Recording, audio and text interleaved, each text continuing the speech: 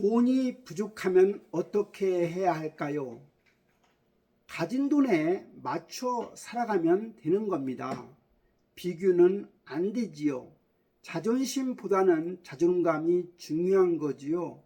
후회보다는 감사가 중요하고요. 돈이 그래도 부족하면 더 오랫동안 일하고 투자하면 되는 겁니다.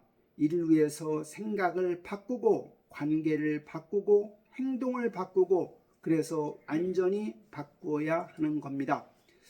일반적으로 재테크에 5가지 원칙이 있다고 하죠. 첫째는 지금 좋은 것보다 나중에 좋은 것에 투자하라는 거지요. 두 번째는 돈도 중요하지만 모양도 더 중요하다는 사실입니다.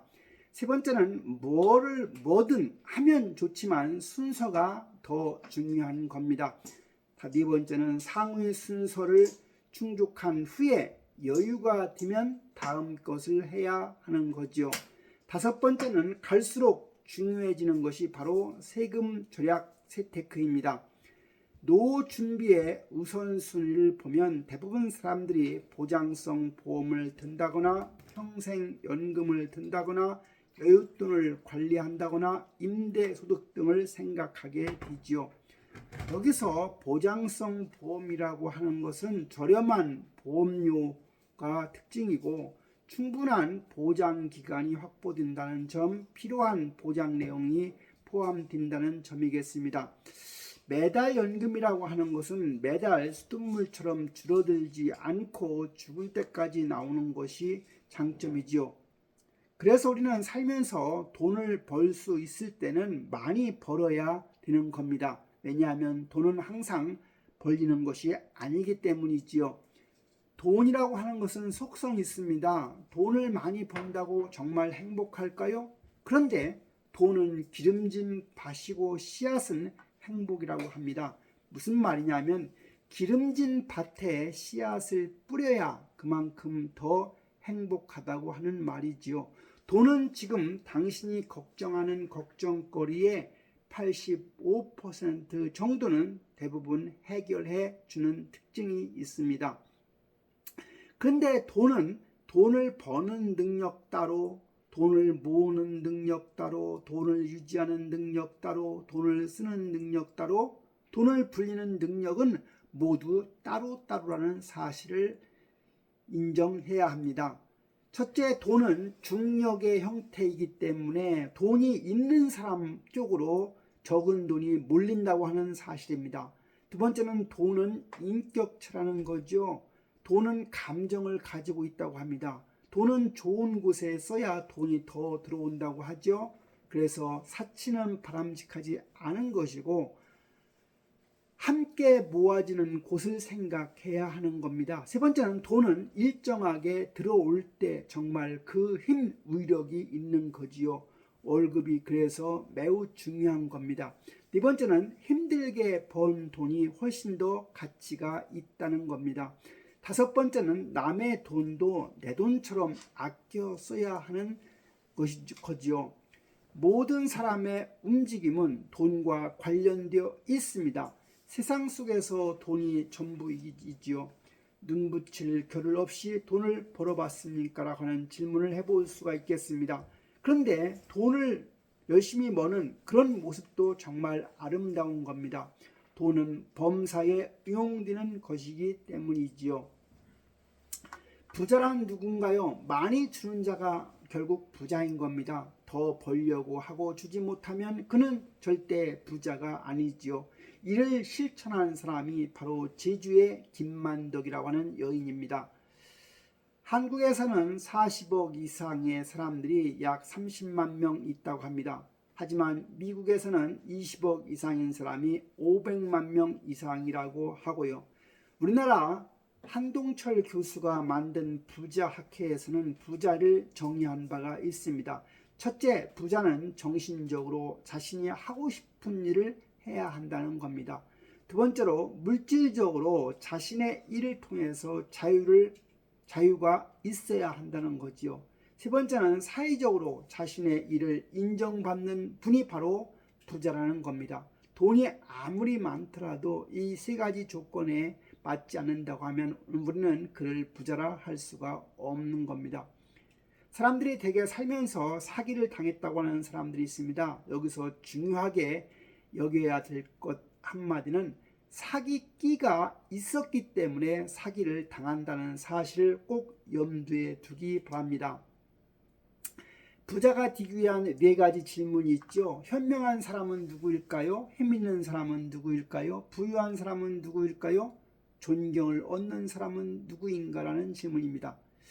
첫 번째, 현명한 사람은 누구인가에 대한 질문에 대한 답은 현명한 사람은 누구냐? 지혜를 갖추고 있는 사람이다. 그래서 두 번째는 삶의 균형 감각이 있는 사람이 바로 현명한 사람인 겁니다. 힘있는 사람은 누구냐? 주변의 환경을 통제할 수 있는 분이 바로 힘있는 사람이다. 회사에서 또는 여행을 할 때 정보력이 있거나 연계력이 있는 사람 우리는 힘이 있다고 하지요. 부유한 사람은 누굴까? 자기가 가진 것에 만족할 수 있는 사람입니다. 자기 몫에 만족하는 사람이라는 말이죠. 그리고 그러면서도 절제할 수 있는 사람이고 누군가와 비교하지 않는 사람이 바로 부유한 사람인 겁니다. 존경을 얻는 사람은 누구인가요? 존경을 얻는 사람은 정신적으로 존재감이 고양된 사람으로 향기로운 사람을 말합니다. 어떻게 부자가 될 수 있을까요? 우리가 인류가 아니고 2류, 3류가 있다고 하면 3류는 상품을 팔아서 부자가 된다고 합니다. 그러나 상품을 팔아서 부자 되는 거 쉽지 않다고 합니다. 2류는 지식을 판다고 합니다. 부자 되는데 시간이 너무 오래 걸리는 단점이 있습니다. 인류는 감동을 팔지요. 감동, 감흥, 감탄을 통해서 돈을 벌게 한다고 합니다. 요즘에 1인 유튜버를 통해서 떼돈 버는 사람들 있죠. 그들은 바로 감동을 파는 능력을 가졌기 때문입니다. 우리가 사업을 한다고 했을 때 삼박자 경영이라는 말을 합니다. 어떻게 하면 삼박자 경영이냐? 원가도 최저로 하고 품질은 최고로 하고 서비스는 최상으로 한다고 하면 삼박자 경영이 가능할 것이고 이러한 삼박자 경영은 부자로 가는 지름길일 겁니다. 그런데 결과인 부자는 누가 부자가 되느냐? 분명 첫 번째는 본인의 노력이 중요한 겁니다. 그래서 본인의 노력이라고 하는 게 바로 씨앗, 인과 인이 되는 것이고요. 절대로 본인의 노력만 가지고는 부자가 되지 못합니다. 누가 필요하냐? 주위의 도민, 연이 필요한 거죠. 그래서 부자는 결국 본인의 노력과 주위의 도움이 합해질 때 부자가 되는 겁니다. 돈의 목적은 다 함께 잘 사는 세상을 만드는 데 있는 겁니다. 그래서 돈의 목표는 상대방을 더 잘되게 하는 것에 있고요. 부자가 되고 싶으면 부자가 되겠다는 마음을 가져야 합니다.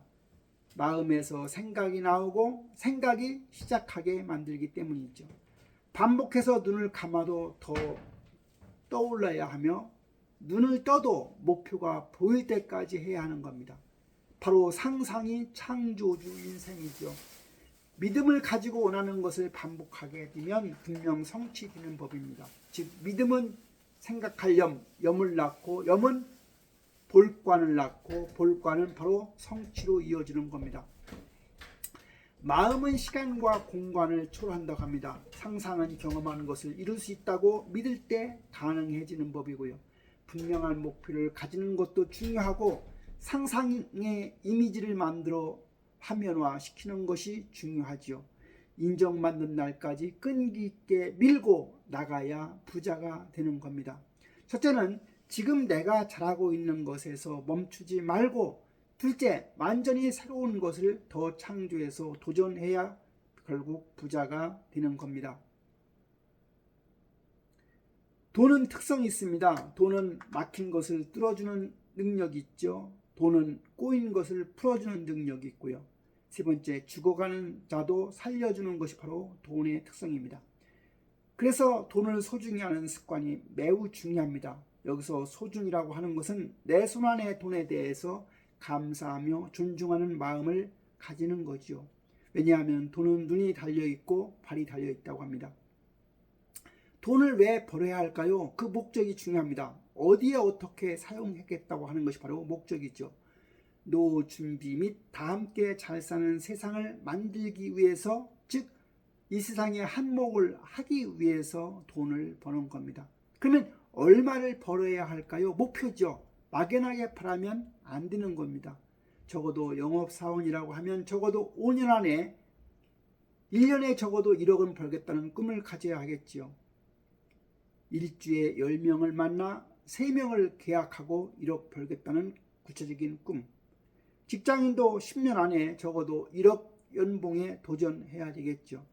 서두르지 않고 그러나 쉬지 않고 하면 얼마든지 부자의 반열에 도달할 수 있는 것입니다. 이게 바로 수학 이론이죠. 명품이 되면 돈이 저절로 따라온다고 합니다. 자신이 명품이 되도록 교육받고 학습해야 하는 거죠. 주위의 도움을 받으려면 명품임을 알려야 하고요. 왜냐하면 명품은 사람들이 신뢰하기 때문입니다. 그래서 오늘날 퍼스널 브랜드가 상당히 중요한 시대에 와 있습니다. 명품이 되려고 하면 첫째 성품이 좋아야 합니다. 성품이 좋다는 말은 첫째 성실성이 있다는 말이죠. 성실성이 있다는 것은 두 가지입니다.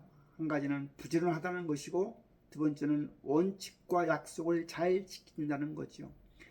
두 번째 성품이 좋다는 것은 성숙하다는 말입니다. 이 성숙함 속에는 배려와 용기를 가지고 있다는 거지요. 세 번째는 풍요의 심리입니다. 지혜와 자원과 부가 넘치는 것에 공감할 줄 알아야 결국은 풍요의 심리가 있다고 하는 것이고, 그것이 갖추어졌을 때 성품이 좋은 겁니다. 두 번째는 역량입니다. 역량에는 기술적인 역량, 바로 기능이라고 하는 것이 있고요. 두 번째는 설명을 잘할 수 있는 개념 능력이 있고요. 세 번째는 협업 능력이라고 하는 상호 의존성 능력이 있고, 마지막으로 창의력이 있어야 역량이 있는 거죠. 명품이 되어 부자가 되어도 심보를 잘 써야 하고, 그래야 운이 커지고 명이 길어지는 법입니다. 심보는 감사와 긍정의 마인드라 할 수 있습니다. 지속적인 도움을 받으려면 도움을 준 분들에게 감사 보답해야 지속적인 성장이 가능하게 되는 거죠. 부자가 되어 품위가 있으려고 하면, 품위는 내면적인 것으로 교양이 드러나는 것으로 품성을 갖추어 절망감, 수치심, 불안, 죄책감, 외로움, 무력감에 빠지지 않아야 되는 겁니다. 품위라고 하는 것은 삶의 하강기가 찾아와도 티행하지 않을 수 있는 능력이고, 고통에 직면해도 무뎌지지 않을 수 있는 능력으로 극심한 고뇌를 겪으면서도 제자리에 남아있는 능력을 말합니다. 품위는 생존의 주요 도구로 품위를 잃게 되면 자기 경멸이 엄습하게 되는 법입니다. 생애 발달 역량을 보면 첫째는 자기를 관리할 수 있는 능력 매우 중요하고요. 두 번째는 다른 사람과 더불어 사는 사람 매우 중요하고요. 세 번째는 커뮤니케이션, 의사소통 기술이 필요한 겁니다.